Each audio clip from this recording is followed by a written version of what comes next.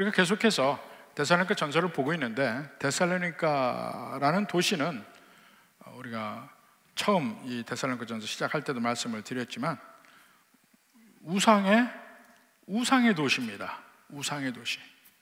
그 그리스의 모든 그 신들의 모임 장소가 데살로니가에서 얼마 떨어지지 않은 한 80km 정도 떨어져 있는 올림푸스 산이 있죠. 신들의 고향입니다. 제우스 신, 헤라, 아테나, 아폴로, 모든 신들의 고향이 바로 거기입니다. 그래서 데살로니가 자체도 온갖 신들로 가득 차 있습니다. 심지어는 그리스 신이 아니고 애굽의 신들까지 다 와서 신전이 거기 있어요. 그러니까 뭐 외국 신까지 다 와서 있게 됩니다.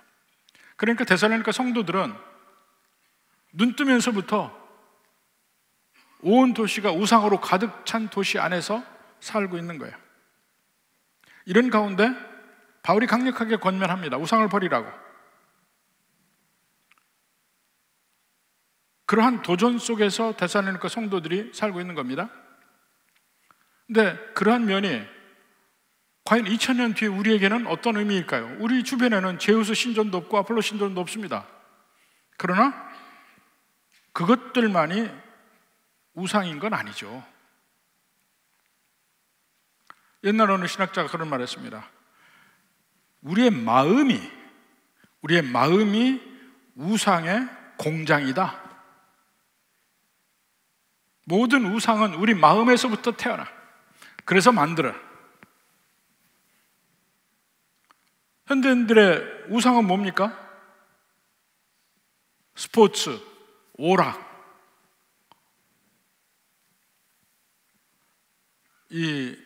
제 지도교수 썼던 팀 켈러라는 분이 있습니다. 우리나라에도 책들이 여러 권 나와 있는데 그분이 그런 말을 합니다. 죄는 단지 나쁜 일을 하는 것만을 이야기하는 거 아니에요. 본질적으로 죄는 선한 것을 신적인 것으로, 궁극적인 것으로 하나님 대신한 자리에 세우는 모든 것이 다 죄다. 그 자체로는 본질적으로는 악한 게 아니에요. 근데 그런 것들을 하나님보다 더한 위치에 놓는 거예요. 그래서 우리 삶에 그것을 얻기 위해서 그걸 향해 나가고 그걸 바라보고 목표로 하고 이렇게 하는 것이 우상을 섬기는 삶이라네요. 그래서 모든 죄는 본질적으로 우상을 숭배하는 거라는 거예요. 우상을 숭배하는 거다. 하나님의 자리, 예수님의 자리를 그것들이 대신해요. 이런 면에서 우리가 데살로니가 성도들보다 더 나은 위치에 있는 것 아닙니다.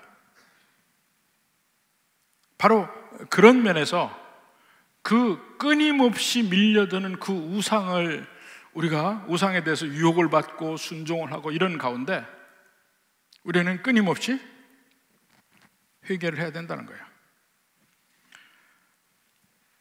이 회개라는 것이 우리가 잘못 알고 있는 부분들이 있습니다. 회개라는 것이 심지어는 우리가 너무 쉽게 접하는 데서 이 회개를 둘로 나눠요. 회개는 제일 첫 번째 회개는 예수님 처음 믿을 때 회개. 그래서 예수님 믿고 이제 구원받고, 그 뒤에는 매일매일의 삶에서 우리 행동에 대해서 하는 회개, 이렇게 둘로 나누는데 그게 우리에게 상당한 오해를 불러일으키고 우리의 삶에서 잘못된 관점을 가져다 줍니다. 자, 참된 회개, 우상을 버리고 참된 회개를 하는 면이 과연 무엇인지를 함께 보기로 합니다. 먼저 9절을 한번 봅시다. 9절에 그들이 우리에게 대하여 스스로 말하기를, 그들이라는 것은 이 세상 사람들입니다. 안 믿는 사람들, 그 사회, 데살로니가 아닌 온 그리스 전체의 사람들이 우리에 대하여 스스로 말하기를 우리가 어떻게 너희 가운데 들어갔는지, 바울의 일행들이 데살로니가에 어떻게 들어갔는지도 얘기하고, 또 너희가, 이제 데살로니가 성도들에 관한 얘기는 크게 두 가지 얘기했는데, 그 첫 번째가 어떻게 우상을 버리고 하나님께로 돌아와서 살아계시고 참되신 하나님을 섬기는지. 그들이 안 믿는 사람들이 하는 얘기가 그겁니다.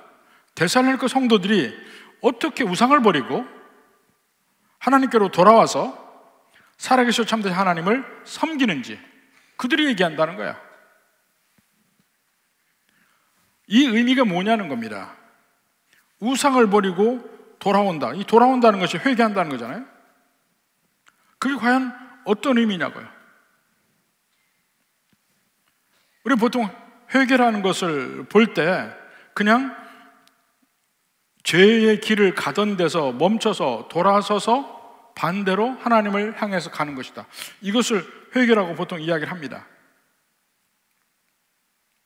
그리고 처음에 예수님 믿을 때 회개, 아니면 우리의 삶 속에서 어떤 특정한 죄와 잘못에 대해서 잘못된 길을 가다가 돌이키는 것이 회개다. 보통 이렇게 우리가 얘기를 하는데, 사실 이런 면이 실제 우리가 겪어보면 어떻습니까? 참된 회개를 하면 그 특정한 죄와 잘못에 대해서 더 이상 짓지 않는다, 이렇게 우리가 배웁니다. 근데 우리 실제 믿음의 삶을 보면 잘못된 길을 갑니다. 잘못된 행동을 합니다. 잘못된 생각을 합니다. 그러다가 회개하고 돌이켜요. 그럼 다시 안 가느냐? 그 길을 또 가요. 또 죄를 짓고 똑같은 죄 때문에 계속 번민하고 괴로워하고 넘어질 때 있고 승리할 때 있고 넘어질 때 있고 승리할 때 있고, 회개하고 죄 짓고 회개하고 죄 짓고 회개하고 죄 짓고, 이 사이클이 계속해서 돌아갑니다. 그러다가 중간에 야, 이건 뭐 내가 회개하는 게 진짠가? 참된 회개는 다시 돌아가지 않는다면서. 근데 다시 또 돌아가거든. 그래서 우리 마음속에 회의감을 줍니다. 스스로의 믿음에 대해서, 구원에 대해서 의심합니다. 회개란 죄에서 떠나는 것인데 왜 나는 계속 떠나지 못하고 같은 죄를 반복할까? 나는 구원받지 못한 사람인가? 이렇게 생각을 할 수가 있습니다. 근데 그런 면은 우리가 죄에 대해서, 회개에 대해서 오해하는 부분이 있기 때문에 그렇습니다. 오해하는 크게 두 가지 면을 한번 봅니다. 첫째로, 우리는 죄에 대해서 너무 쉽게 봐요. 그냥 행동을, 죄적인 행동을 했다, 그건 죄다. 행동을 안 했다, 죄를 안 졌다, 이런 식으로만 생각을 한단 말입니다. 죄는 우리가 일반적으로 생각하는 것보다 훨씬 더 깊고 깊은 뿌리를 가지고 있습니다. 중세신학자 안셈이라는 분이 이런 말을 합니다. 우리의 죄는 우리의 모든 지식을 뛰어넘는 것이다. 너무나 커서 우리가 죄가 너무 크고 너무 깊고 이렇게 해서 꼭 하나님의 아들이 십자가에 돌아가셔야만 했다. 예수님이, 하나님의 아들이 십자가에 가서 돌아가셔야만 해결되는 것, 그 외에는 절대로 해결될 수 없는 것, 이것이 죄라는 거예요. 우리가 예수님 믿으면서 거룩해짐의 길을 간다고 할 때 마치 더 이상 죄를 안 지을 수 있는 것처럼 행동해요. 처음 믿는 사람에 비해서 나는 몇십 년 믿고 더 이상 저 사람의 레벨로 내가 죄를 짓는 것은 아니다, 이렇게 생각을 해. 나는 그 기간 동안에 점점 거룩해졌다고 스스로를 생각해요. 내가 이러이러한 죄는 더 이상 짓지 않는다, 이렇게 생각합니다. 근데 여기 안셈이 얘기하는 그 죄의 깊이와 죄의 본질은 뭘 얘기하냐면, 우리는 죽는 날까지 죄 짓는 것을 멈출 수 없다는 거예요. 죽는 날까지 죄 짓는 것을 멈출 수 없다. 예수님 믿은 뒤의 삶에도 끊임없이 죄와 전쟁을 하고 이길 때도 있고 질 때도 있고, 그리고 그 전쟁은 우리가 이 세상을 떠나는 날까지 멈추지 않는 전쟁이라는 거야. 아, 나는 죄에 대해서 어느 정도 자유로워졌다. 오해예요. 잘못하면 그게 바리새적인 것이 됩니다. 죄가 뭔지 아직 모르고 있는 거야. 또한 회개에 대해서도 우리가 잘못 생각하고 있다는 겁니다. 우리는 흔히 회개를 마치 단회적 사건으로 이해를 해요. 한번 회개하면 죄에서도 이 구원을 받고, 또 매번 구체적인 삶에서도 회개하면 다시 그쪽으로 돌아가지 않을 수 있다고 생각하는데, 그렇지 않다는 거예요. 회개는 한번 딱 해서 이거 회개했다 이렇게 매번 끝날 수 있는 게 아니고 언제나 진행형이라는 거예요. 진행형. 수없이 많은 죄적인 성향들에 대해서 계속해서 회개를 해야 되는 문제에 직면해 있고, 그것이 죽을 때까지 끝나지 않는. 그래서 우리는 회개 중에 성장한다는 거예요. 마치 믿음으로 성장하는 거고 똑같이 회개 중에 성장하는 거예요. 종교개혁 때 마르틴 루터가 비텐버그의 대성당 문에 95개 조의 반박문을 써서 붙입니다. 그게 1517년에 95개 반박문을 붙입니다. 그리고 95개 중에 제일 첫 번째 조항이 뭐냐면, 우리의 주님 예수 그리스도는, 중략하고, 우리의 주님 예수 그리스도는 믿는 자의 전 생애가 회개의 생애가 되게 하셨다. 믿는 자의 삶 전체가 회개의 삶이라는 거야. 제 1조가. 이게 무슨 말이냐면, 우리 주님께서 회개하라고 선포한 이후부터 성도들의 일생 전체를 걸쳐서 끊임없이 계속해서 회개해야 된다는 거예요. 그러니까 처음에 예수님 믿을 때 회개했다. 이것은 이제 믿는 일, 천국 가는 일은 이걸로 끝냈고, 그 다음에 삶에서는 우리가 죄를 짓고 회개하고, 죄를 짓고 회개하고, 이런 과정을 거쳐간다. 이미 믿음은 따놨고, 그런 두 단계의 회개가 아니라는 거예요. 회개는 본질적으로 하나인데, 예수님 믿으면서 지금까지도 계속 그 끊임없이 회개하는 삶의 과정이라는 거예요. 왜냐하면 끊임없이 계속 죄를 짓는 과정이기 때문에. 그러니까 성도들의 모든 삶 전체에서 나타나야만 하는 것이 회개라는 거예요. 그래서 다른 말로 하면 믿음 생활은 곧 회개하는 삶이다 라고도 이야기합니다. 성장한다, 거룩해져 간다, 이 모든 것이 회개라는 관점으로 봐야 된다는 겁니다.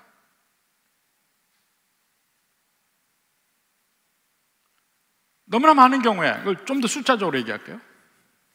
자, 이제 예수님 믿으니까 내가 하나님 앞에 죄를 졌던 것 전부 이것을 숫자적으로 마이너스라고 칩시다.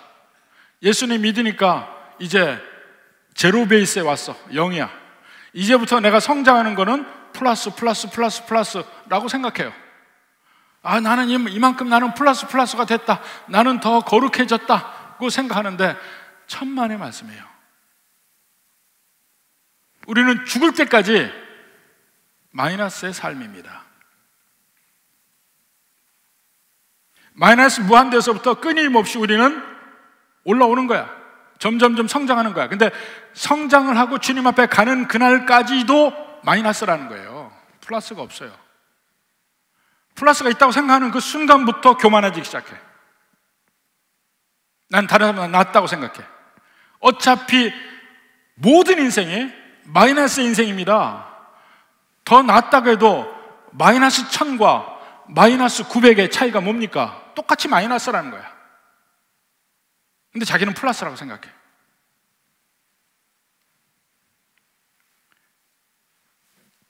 회개란 여기 있는 대로, 구절에 있는 대로 우상을 버리고 살아계신 참되신 하나님께 향하는 것, 했는데 이것이 단회적 경험이 아니라는 거예요. 성도의 삶 전체를 아우르는 거예요. 소요리 문답, 우리 소요리 문답을 배우죠. 소요리 문답 87번 질문에 이런 질문이 있습니다. 생명에 이르는 회개란 무엇인가? 생명에 이르는 회개라고 하니까 이건 뭐 구원과도 직접 관계 있는 얘기 아니에요? 생명에 이르는 회개란 무엇인가? 라고 할 때 생명에 이르는 회개는 답이 뭐냐면 구원의 은혜이고, 구원의 은혜라는 것은 이제 하나님이 일방적으로 이렇게 주시는 것이다, 이런 면도 얘기하고, 그 다음에 얘기하는 내용이 이로써 회개를 통해서 죄인이 자기 죄를 바로 알고, 첫 번째 죄인이 자기 죄를 바로 알고, 두 번째 그리스도 안에 있는 하나님의 자비를 깨달아 자기 죄를 슬퍼하고 미워하고, 세 번째로 그 죄를 떠나 하나님께로 돌아가고, 그 다음에 네 번째로 굳은 결심과 노력으로 새롭게 순종합니다. 이것이 소요리 문답의 대답이에요. 이 네 가지면요. 제일 첫 번째로 죄인이 자기 죄를 바로 알고, 첫 번째 죄인이 내가 죄인이라는 것을 인정해야 되는 거예요. 사실 죄인이라는 말은 우리가 너무 쓰니까 죄인입니다 하고 얘기하지만, 여러분 법정에 나가서 내가 죄인입니다 하고 얘기해 보십시오. 엄청나게 강한 말입니다. 죄를 지어도 내가 죄인이라고 시인하는 것은 쉬운 일이 아닙니다. 내가 본질적으로 내 스스로에게 나는 정말 죄인이구나 하고 느끼고 시인하는 것, 그게 회개의 출발점이라는 건데, 이것이 없으면 참된 회개는 없습니다. 내가 정말 죄인이라는 의식, 죄인이라는 인식. 감옥에서 죄수들끼리 앉아서 얘기한다잖아요. 나는 아무 죄가 없는데 그냥 길에 가다가 줄이 있어서 주섰는데 나보고 소를 도둑질했다고 그래요. 소에 꿰있는 줄, 나는 줄 잡은 죄밖에 없는데 소 도둑이라고 잡혔다는 거야. 그런 식이야. 실제 죄적인 행동을 하고도 나는 죄인이라는 인식이 없어요. 감옥 안에서도. 계속해서 성경에서 우리에게서 이야기하는 것은 너희는 하나도 빠짐없이 죄인이다. 그 죄인이라는 것을 우리가 그냥 듣기만 하고 피상적으로만 내가 고백을 한다면 이것이 진정 회개로 갈 수는 없다는 거예요. 내가 죄인이기 때문에 하나님과 교통할 수도 없고 하나님의 진노 아래에 있습니다. 근데 예수님의 은혜를 받아 예수님만이 유일한 길이다 하고 그 고백을 하기 위해서는 내가 정말 전혀 하나도 가능성이 없는, 스스로가 빠져나갈 가능성이 없는 죄인이라는 인식이 있어야 예수님의 십자가를 비로소 잡는다는 거예요. 믿은 뒤에도 매일매일의 삶이 우리가 죄 짓는 삶의 연속이기 때문에 매일매일 고백하는 것은 역시 내게는 예수님의 십자가가 필요하구나, 이것을 계속해서 느끼는 그 죄인됨, 이 면이 죽을 때까지 가야 된다는 거예요. 자, 그 다음에 두 번째로 그걸 인식하고 나서 그 다음에 나오는 반응이 자기 죄를 슬퍼하고 미워하는 것. 마태복음 5장의 8복 중에 첫 번째, 두 번째 복이 뭡니까? 5장 3절부터 봐요. 심령이 가난한 자는 복이 있나니. 이 심령이 가난함이 죄인이 스스로 죄인으로 인식하고 있는 거예요. 인식을 하면 그 다음에 어떻게 됩니까? 4절에 애통하게 되는 거예요. 애통하는 자는 복이 있나니. 내가 죄인임을 시인하고 인정하고 심령이 가난하게 되죠. 그 다음에 애통함이 있어요. 우리의 죄가 얼마나 많은 사람에게 상처를 주고 얼마나 하나님의 마음을 아프게 하고 손해를 끼치는지 알면서 슬퍼합니다. 그러면서 거기에서 벗어나지 못하고 끝없이 매일매일에 하루 더 살면 그만큼 죄를 더 쌓아가는 우리의 인생을 슬퍼하는 마음.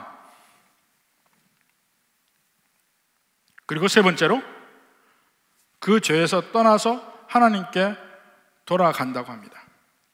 참되신 하나님께 돌아서는 거야. 돌아서서 데살로니가 성도들은 그 우상의 신전에 가는 일을 더 이상 안 했는데 그것으로 끝나는 건 아니죠. 오늘날에는 얼마든지 거짓된 우상들이 있죠.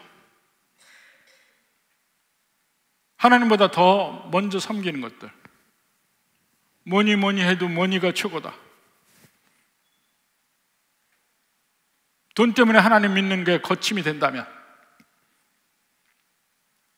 하나님과 관계없이 세상적 행복을 추구하고 인기를 추구하고 권력을 추구하고 다 우상. 근데 그걸 놓고 하나님을 향하는 마음으로 가는 것, 그리고 이제는 순종하려고 하는 것. 네 번째로 새롭게 순종하려고 그것을 새로운 목표로 갖는 것. 근데 이렇게 돌아가는 걸 회개다고 얘기하는 것 같지만 실제 성경을 보면 회개의 열매라는 걸 이야기합니다. 누가복음 3장 8절에 봅시다. 그러므로 회개에 합당한 열매를 맺고, 속으로 아브라함이 우리 조상이라 말하지 말라. 이 말이 뭐냐면 너희가 나는 이미 택함 받은 사람이라고 말하지 말라 이겁니다. 나는 죄인이구나 하고 인정하라는 거야. 그게 회개니까. 그리고 합당한 열매를 맺으라. 합당한 열매를 맺지 않으면 열매 맺지 않은 나무마다 찍혀 불에 던지우리라. 9절에 있는 겁니다. 불에 던지라. 심판과 바로 직접적으로 연결되죠, 회개가. 근데 이게 이제 지금 세례 요한이 하는 말입니다. 근데 그 뒤에 더 회개에 대한, 회개의 열매에 대해서 구체적인 얘기를 합니다. 10절부터 우리가 물어 이르되 그러면 우리가 무엇을 하리이까? 대답하여 이르되 옷 두 벌 있는 자는 옷 없는 자에게 나눠줄 것이요. 그게 회개래. 회개고 하나님을 향하는 것이래. 먹을 것이 있는 자도 그렇게 할 것이니라. 이게 회개 중에 하나예요.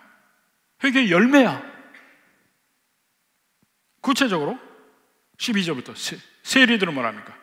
세리들도 세례를 받고자 와서 이르되 선생이 우리는 무엇을 하리이까 하매 부가 된 것 외에는 거두지 말라. 각자의 삶에서 회개의 열매가 드러나는 행위들은 다를 수 있어요. 그 뒤에 군인들도 얘기하죠. 14절에 군인들 우리 무엇을 하리이까 할 때 사람에게서 강탈하지 말고 거짓 고발하지 말고 받는 급료를 족한 줄로 알아. 강포하게, 힘 있는 사람은 강포하게 행하지 말라는 겁니다. 이게 진정한 참된 변화를 이야기를 하죠. 근데 이것이 단회적 사건이 아니라니까요. 끊임없이 반복되는 삶이에요. 여기서 회개를 이야기할 때 우상을 버리라고 이야기합니다. 회개를 하니까 우리 마음에서 이쪽 생각으로 이쪽으로 바꿨다고 생각을 하는데, 여기서 회개가 우상과 관계가 있잖아요. 그 우상과 관계를 끊는 것, 그리고 예수님 편에 서는 것, 이것이 회개라고 할 수 있습니다. 그러니까 데살로니가 성도는 보면 우상의 신정 가던 것을 멈추고 교회로 모이잖아요. 근데 그걸로 우상 숭배가 끝난 건 아니야. 끊임없이 수많은 우상이 내 마음속에서 발견이 됩니다. 물론 당연히 첫 번째 우상 중에 우상은 돈이겠지. 또 내 우상은 자존심일 수 있습니다. 내 영광일 수도 있습니다. 우상이 세상의 모든 것, 나라를 위한다, 이것도 우상일 수 있어요. 바울이 왜 그리스도인들을 죽이려고 했습니까? 자기 이스라엘을 위하는 거야. 근데 그것이 오히려 하나님을 떠난 우상 숭배를 하는 거죠. 근데 회개하면서 하나님을 향하게 되는데, 왜 바울은 계속해서 이렇게 우상을 버리라고 이야기할까요? 우상은 첫째로 거짓된 것입니다. 진짜가 아니야. 하나님이 진짜지 우상이 진짜입니까? 그리고 그 우상은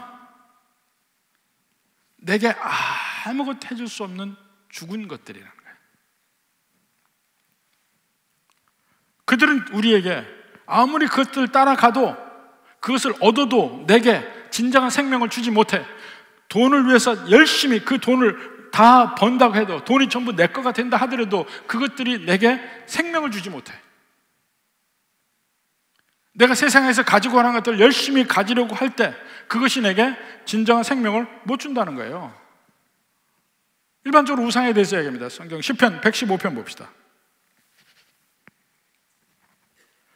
115편 4절부터 그들의 우상들은 은과 금이요 사람의 손으로 만든 것이라. 죽은 거라는 거야. 살아있는 생명의 것이 아니라는 거야. 입이 있어도 말하지 못하고, 눈이 있어도 보지 못하고, 귀가 있어도 듣지 못하고 쭉 얘기합니다. 죽은 거라는 거야. 8절에 우상들을 만드는 자들과 그것을 의지하는 자들이 다 그와 같으리라. 무슨 말이에요? 다 죽은 자 같다는 거야. 우상은 죽은 거고, 우상을 만드는 자 죽은 자, 우상을 의지하는 자 죽은 자. 그럼 어떻게 해야 되느냐? 마지막에 9절에 얘기합니다. 이스라엘아, 여호와를 의지하라. 그는 너의 도움이시오 너희의 방패시라. 하나님은 살아계시고 진짜라는 거야. 그리고 우상이 얼마나 우스운 것인지를 또 이사야 선지자도 이야기합니다. 이사야서 44장 15절부터 봅시다. 참 재밌는 대목이에요. 이 나무는 사람이 땔감으로 삼는 것이거늘 그가 그것을 가지고 자기 몸을 덮기도 하고 불을 피워 떡을 굽기도 하고, 그 다음에 신상을 만들고, 한 나무 가지고 일부는 부를 때 음식도 해먹고 나를 덮기도 해. 일부는 신상을 만들어. 그리고는 거기에 엎드려서 절한다는 거야. 한 나무 가지고 얼마나 어리석냐는 거야. 16절에 그 중에 절반은, 나무의 절반은 불에 사르고 절반으로는 고기를 구워 먹고 배불리고 몸을 따뜻하다. 17절에 그 나머지는 신상꽃 자기 우상을 만들고 그 앞에 엎드려 경배하며 기도하기를 너는 나의 신이니 나를 구원하라 하는도다. 죽은 것 앞에서, 땔감 앞에서, 불쏘시개 앞에서, 불쏘시개에다 절해 가면서 나를 구원하라 이야기하는, 얼마나 엄청나는 거냐. 요즘에도요 불상들 많이 만들어서 여기저기 세워, 큰 불상 세워놓고, 그래놓고 뭐라 하는 줄 아십니까? 불상이 참 인자하게 생겼대. 지네가 만들어 놓고 인자하게 생겼대. 기가 막힌 일이에요. 자기 손으로 만들어 놓고 인자하게 생겼대. 얼마나 어리석으냐 이거야. 그런데 거기에 비해서 우리 하나님은 살아계시고 참되다고 표현합니다. 살아계시고 참되신 하나님. 우리 9절도 그랬죠. 9절에도 살아계시고 참되신 하나님을 섬기는지 이렇게 되어 있습니다. 근데 이게 원래 살아계시고 참되신 하나님이라는 이 말이 선지서에 나오는 말이에요. 우리 하나님은 살아계신 분이다, 참되다, 진짜다. 우상은 죽었다, 가짜다.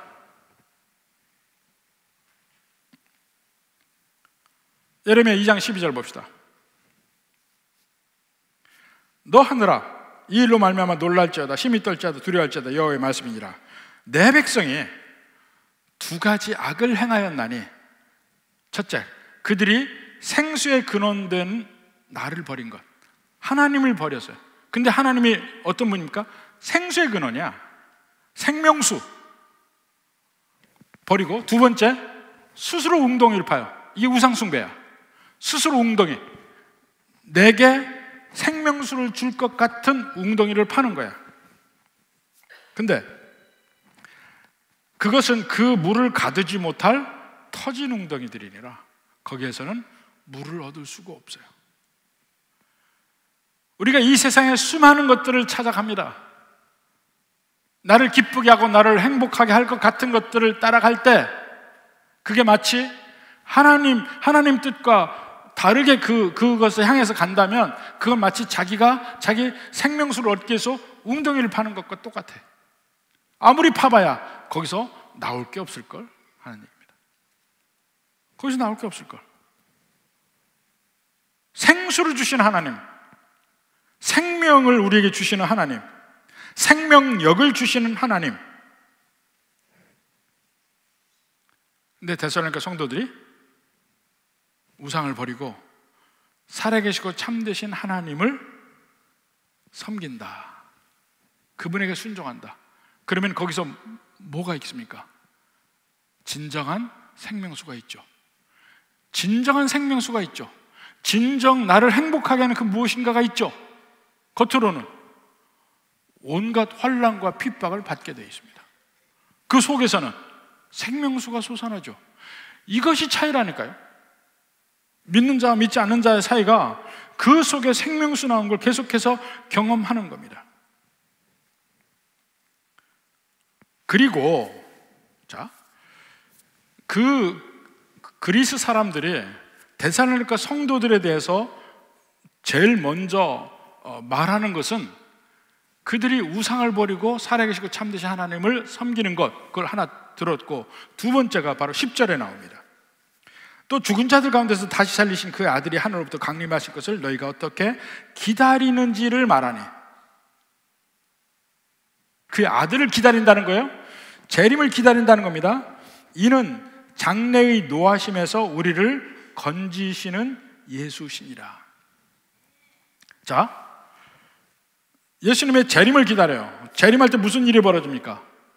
더 이상 우리는 죄와의 싸움에서 계속 전쟁하고 스트러글하고 괴로워하고 또 넘어지고, 아무리 거룩해지는 그 단계를 가봐야 마이너스니까 그 마이너스에서 벗어난 그 위에 천국의 삶을 고대하는데 그것은 예수님이 오셔야만 일어나는 일이에요. 그때 되면 더 이상 우리는 회개할 일도 없고 우상을 버려야 될 것도 없어요. 우상이 없으니까. 더 이상 회개를 향해서 몸부림칠 일이 없다니까. 그래서 예수님의 재림을 기다립니다. 그럼 그 예수님이 어떤 분이냐면 장래의 노하심에서 우리를 건지시는 예수라고 되어 있어요. 건지시는 예수. 이 건진다는 것이 마치 우리는 구원을 단회적 사건으로 보는데 그렇지 않아요. 이게 계속되는 행위라니까요. 건지시는, 장래의 노하심에서 우리를 건지시는 것. 회개할 때, 처음에 회개할 때 예수님이 우리를 건지셨다. 과거형이 아니에요. 그 예수님 믿는 순간부터 그 이후로 쭉 모든 과정이 그냥 하나예요. 하나인데 그때 회개가 시작이 되는 거예요. 끊임없이 회개하는 삶을 사는 거예요. 그러면서 끊임없이 예수님의 십자가를 감사하고 기뻐하고 고마워하는 거예요. 그게 믿는 자의 삶이라는 겁니다. 우리 계속해서 장래의 진노에서 우리를 계속해서 매 순간 건져요. 우린 주일날 거룩하게 교회에서 예배 드리고 지내고 월요일에 다시 옛 우상들을 만납니다. 우리 삶에서 다시 우상 속에, 안 믿는 사람 속에서 우리가 살게 돼요.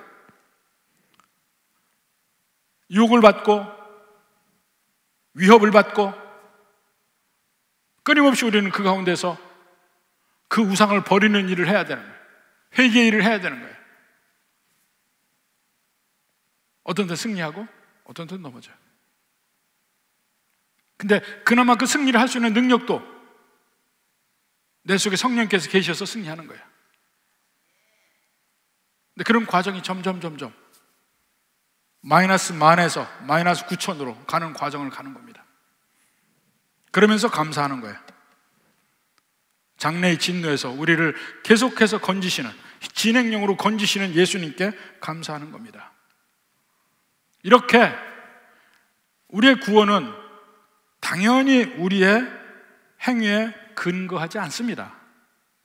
그러나 구원이란 우리로 하여금 끊임없이 회개하고 회개의 열매를 맺게 합니다. 가는 길이에요. 가는 길. 우리 안에서 역사하셔서 우리를 하여금 끊임없이 회개하게 하시고, 그 과정이 실제 고통스럽고 어려울 수도 있어요. 변화가 힘들기도 해요. 그러나 그 속에서 주시는, 하나님이 우리에게 주시는 생수는 이 세상이 주는 소금물과는 다른 거라 이겁니다. 세상은 생명을 주는 물이 아니에요. 세상에 물이 있는 것 싶어서 마시면 더 갈증이 있고 이것이 생명 주지 않아. 오직 예수님 안에서 회개하며 주님을 바라보며 또 넘어져 또 회개하며 이 과정을 가는 가운데 주님께서 우리에게 주시는 생수를 경험합니다. 참 희한하게 세상의 것은요, 꼭 마약이 아니더라도, 마약도 그렇죠. 마약이 가장 대표적인데, 이 인간을 막 하늘처럼 올려요. 너무너무 기분 좋게 만들어요. 그런데 세상의 것은 반드시 올라가면 떨어져야 됩니다. 올라가면 떨어져야 돼. 여행 가잖아요. 여행 갈 때 기분 좋게 가요. 돌아와야 돼. 저는 광주가 좋은 게 서울에 있을 때는요, 맑은 공기 좀 쐬고 이 숲을 보고 이렇게 나가자 그러면 나가는 게 기본적으로 시내를 빠져나가는 것이 1시간이 넘게 걸려요. 1시간이 넘게 가서 야 좋다고 누리잖아요. 즐기고 돌아올 때 다시 1시간을 시내를 와야 돼. 또 그 시내 1시간 지나서 오면 가서 막 그 맑은 공기 쐈던 그 맑은 마음이 다 없어져요. 다시 시내의 찌들림으로 다시 돌아와 있어 이미. 근데 광주는 10분만 나가면 돼. 10분만. 그게 너무 좋아요. 근데 여행을 떠나가도 다시 돌아와야 돼요. 언제나 다시 돌아와야 돼. 세상의 것은 플러스로 주면 반드시 그만큼의 마이너스가 있어요. 근데 하나님이 우리에게 주시는 생수는 그렇지 않아요. 그저 우리에게 생명을 살리고 내가 다른 사람에게 뭔가 더 줬음에도 불구하고 그 사람에게 플러스, 내게 플러스, 점점 플러스에 플러스가 넘치는 것이지, 세상이 주는 것처럼 지금 플러스에 홀려서 쫙 가다 보면 결국 마이너스가 있어요. 하나님 안에서 누리는 행복은 전혀 그렇지 않습니다. 이것을 우리에게 약속하는 거예요.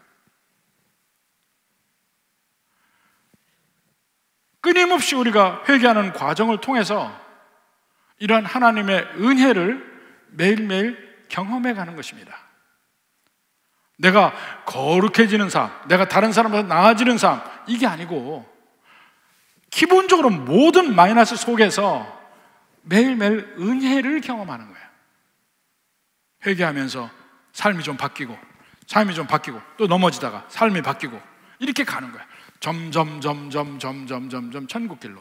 그러나 그 길은 죽을 때까지 끝나지 않아요. 죽을 때까지 안 끝나. 마지막에 마무리는 역시 예수님이 우리에게 주시는 거예요.